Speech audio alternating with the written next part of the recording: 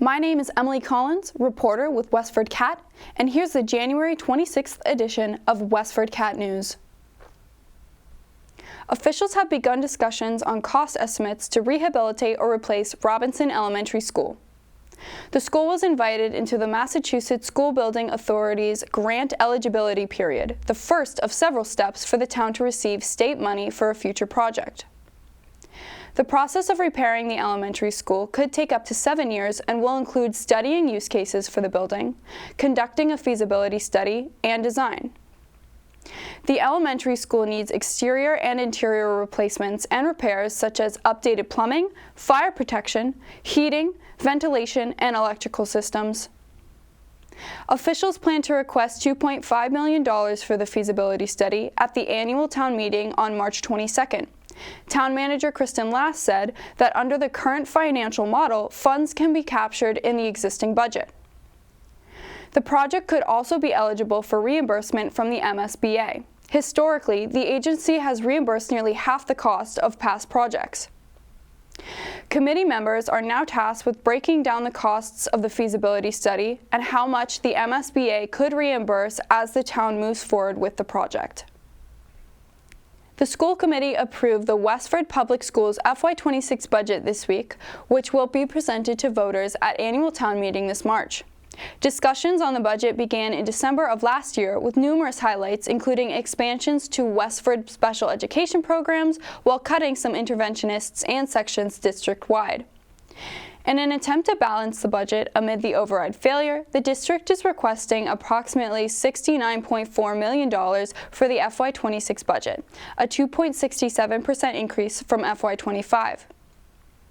Without the $6.8 million Proposition 2.5 override, which would have offset budget shortfalls through 2027, adjustments had to be made. An additional 21.4 full-time equivalent positions were cut from the budget. Even if the override had passed, the district still would have seen 30.2 full-time equivalent staff reductions. The budget calls for a 39% reduction in the district's interventionist positions. This reduction would leave 15 interventionists across the district. Some were worried about cuts to these positions and how that would affect families. Quote, "We have received feedback from interventionists and classroom teachers. There are struggling students who are not in the program this year that could benefit from it. I believe that this presents a lack of equity because some parents cannot afford a tutor. They cannot afford to help their children outside of school," School Committee Secretary Lori Oliver said. The WPS budget passed this week 6-1, with Oliver in opposition. The town held a meeting about facilities assessment and master plan last week. The public forum was the first of multiple planned for this year and the first step in developing maintenance plans and strategies for existing buildings and systems and discussions on future assets. Quote, "Throughout my early onboarding meetings with department heads, boards, and committees, it became clear to me that the town didn't necessarily have a comprehensive building maintenance and capital plan or a maintenance budget in place," Town Manager Kristen Lass said.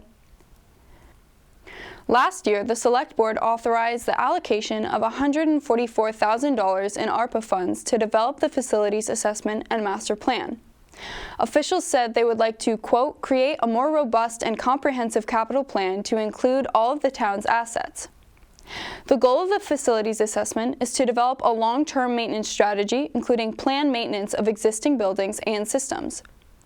The priority is to rehabilitate existing buildings instead of constructing new ones. After studying existing conditions at 9 facilities, they found that while the buildings have all been well maintained, they are aging.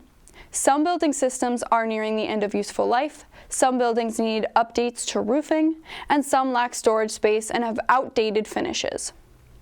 Following meetings will encompass ideas for future plans, summarize town needs, and hold more interactive community workshops. In other news, the Westford Museum and Historical Society will provide an inside look at the contributions of women in the printing industry on January 30th. This is the first in a series of events commemorating the 250th anniversary of the American Revolution later this month. A $10 donation per person is suggested to support the preservation of artifacts in the museum's collection. Sheila McGovern, a library media specialist at Christa Foley Elementary and Robinson Elementary Schools, was named as a recipient of the 2024 President's Award from the Massachusetts School Library Association. The award honors MSLA members who are considered, quote, rising stars within their field. That's all for this week. We will return on February 2nd. I'm Emily Collins, and you're watching WestfordCAT News.